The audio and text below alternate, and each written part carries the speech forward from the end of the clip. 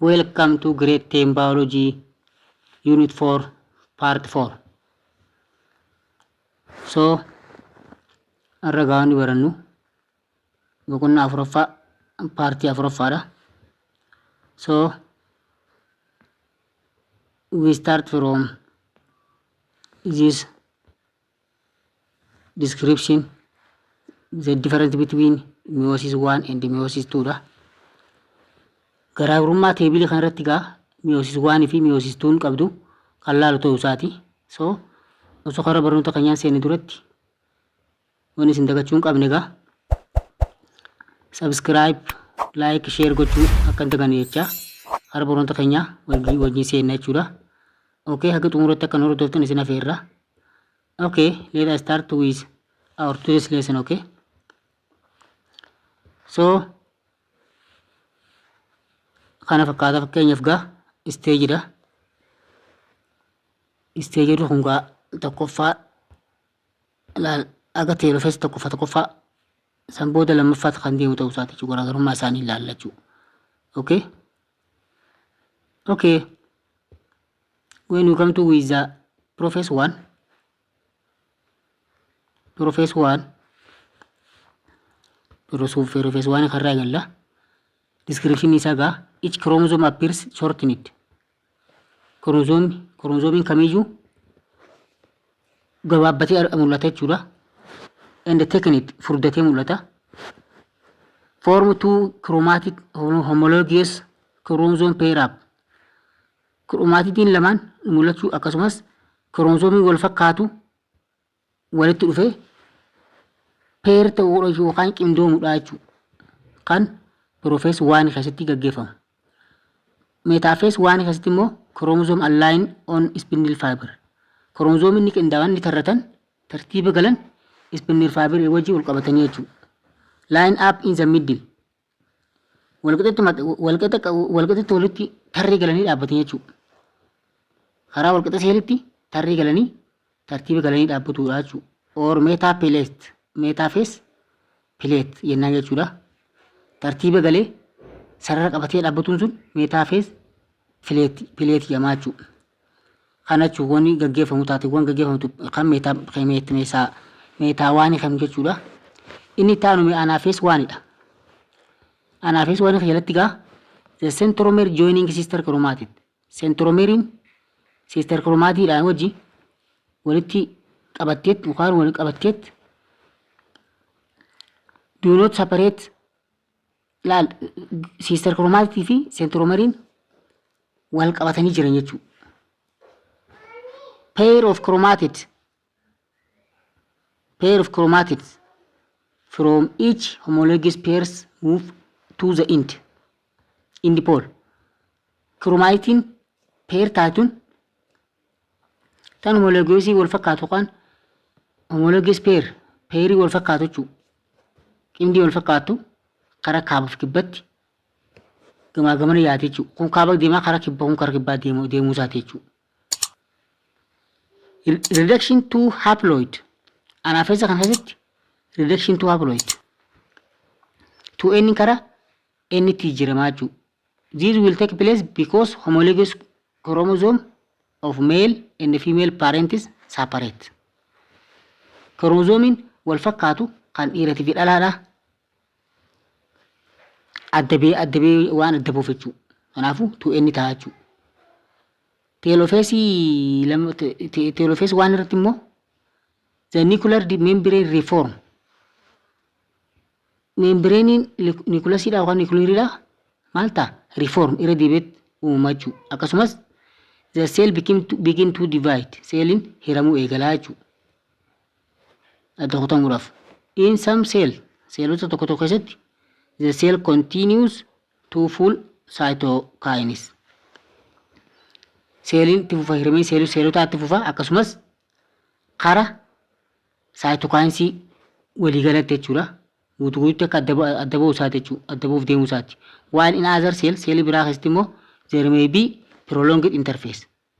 Interface yeroon interfaceedha baay'ee dheeratu irraa kan ka'e but with no further DNA duplication. Garuu itti fufiinsan DNA duplicate yookaan immoo koppii ta'uun hin jiraatu jechuudha seela tokko tokko keessatti.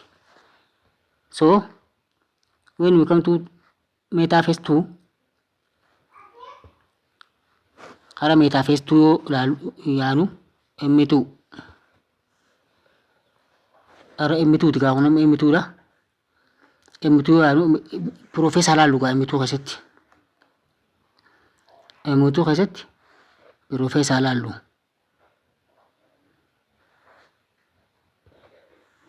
Professor 2 keessatti gaa new spindle look. New spindles are formed and the chromosome and lal spindle fiber new spindles are formed. Spindle yookaan immoo spindle fibers inni uumama akkasumas the chromosome is still made up of paired chromatid. Chromosome paired chromatid yaa wajji walitti qabatee akkasumas move toward the middle of the cell. Seelii walqixa seelitti deemuudhaaf kan qophaa'u ta'uu isaati jechuudha. Chromatidin paired taatee. Metaphase 2 immoo the chromosome line up. Chromosomiin duraan deemsaa qophaa'e kan wal fakkaatu dhufu sun maal godha? Line up in the metaphase. Metaphase keessatti chromosoomiin tartiiba galee yookaan sarara qabatee jechuudha. With the spindle attached to the sister chromatid. Spindle fibersiinis sister chromatid wajji attach walitti taate yookaan immoo wal qabattee jechuudha. Each chromosome coming from the opposite pole. Chromosome kamiyyuu kan kaabaa kibbaraa dhufe hundisaa deemuudhaaf yookaan anaafees seenuudhaaf kan qophaa'u ta'uu isaati jechuudha. Akkasumas anaafees 2 keessatti immoo the centromeres divide. Centromersiin adda baati hiramti. Sister chromatid adda baati. Sister chromatid separate and pull to the opposite pole. Adda baati kaabaaf kibbatti harkifamti jechuudha. Kaabaaf kibbatti harkifamti jechuudha. Spindle fiberidhaan jechuudha chromatid sister chromatid siintu. Telophase 2 irratti immoo nuclear membrane reappear. Membrane nucleusida irra deebi'ee uumamaa jechuudha. Telophase 2 irratti. Akkasumas the chromosome return to the interphase state. Chromosomiin state interphase kan inni seenu jechuudha. Cytokines follows giving for daughter cell. Cytokines yookaan muramiinsi cytoplasmidha. Itti gaggeeffama. Maal uuma daughter cells yookaan seelii habba 4 kan lakkoofsa chromosomii maazariitiin walakkaan qaxirrate kan maazariidhaan yookaan seelii maazariitiin yookaan seelii irraa uumisanirraan saniin irratee jechuudha. Lakkoofsa chromosomii irrateetu habba 4 kan ta'etu uumamaa jechuudha. So kana fakkaata garaagarummaan isaanii jechuudha. Okay. When we come to the other topic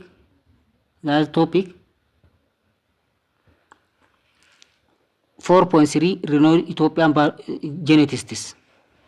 Genetistoota jechuudha. Beekamoo Itoophiyaati. Kan keessaa ilaalla jechuudha. Okay.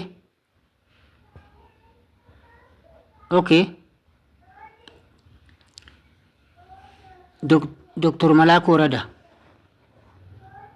Dr. Malako Rada is a geneticist and agronomist.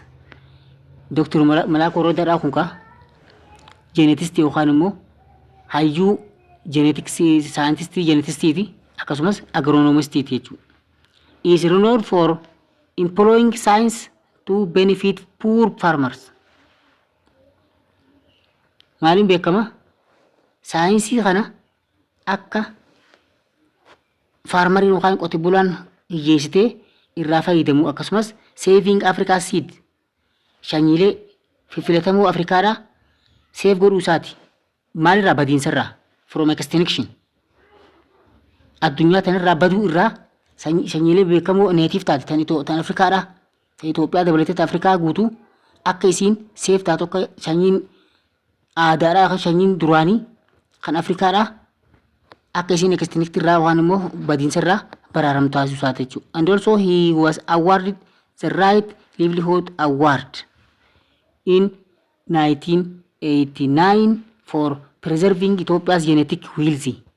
Look, by building one of the finest seed conservation centers in the world.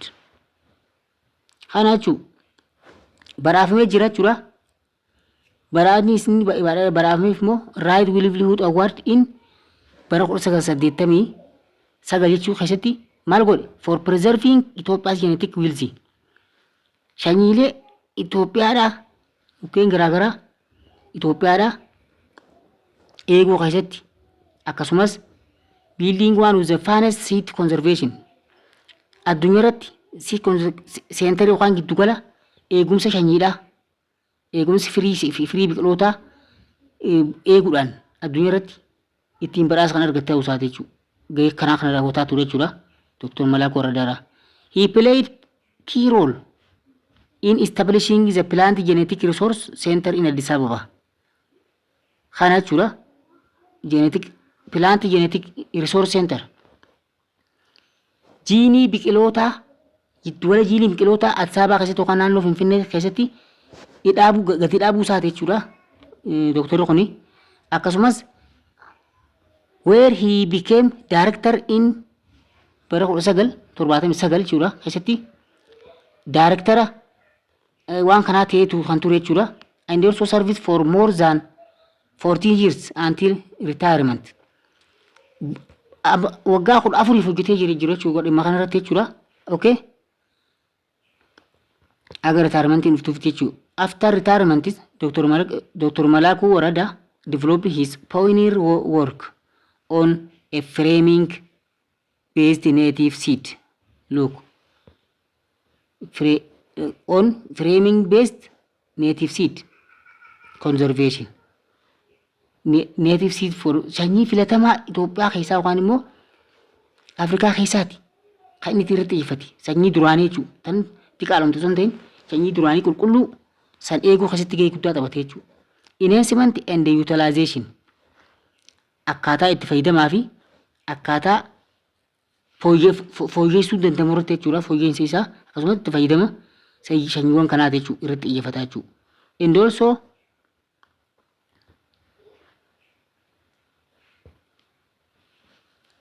And also he was able to develop and grow locally adapted native seed. Maal guddisaa ture locally adapted native seed kan naannootti sanyiiwwan filatamoo naannoo keessa jiru kan duraan jiru jechuudha. Kan native ta'e kan sanyiilee bakka biratti hin argamne jechuudha. Native yeroo jennu native seed yeroo jennu fakkeenyaaf sanyii Itoophiyaa qofa keessatti argamtu tan bakka biratti hin argamne native sanyii filatamtu biyya alaatti dhuftu sun taane tan biyya keessatti yeroo dheeraaf du'amate hedduu turte jechuudha. Okay. Example during wheat without commercial fertilizer. Akka osoo xaa'oo ammayyaa kun xaa'oo magaalaa bitamu kan ammayyaa kun osoo hin jirretti yookaan keemikaalota biraa osoo hin fayyadamnetti sanyiin tun akka gabbattu akka eegamtu callaagaa akka kanattu kan taasisaa ture jechuudha jechuudha. Okay. He was able to show that his native seed exceeded their high input counterpart on the average by 10 to 15% and the original farmers cultivators by 20-25 in yield. Callaagaa irraa argachuu jechuudha. Native seed kana osoo xaa'oo ammayyaadhaa kan hin fayyadamne akkanumatti xaa'oo aadaatiin jechuudha. Mala aadaatiin mala qonna aadaatiin cimsuudhaan haala kanaan qote bulaan keenya callaagaa kan irraa argatu taasisaatu jechuudha. So gahee guddaa kan taphate jechuudha. Kana gaa'ii irraaf nuuf ga'a. Haga yeroo biraa walitti deebinutti nagaan jiraadha.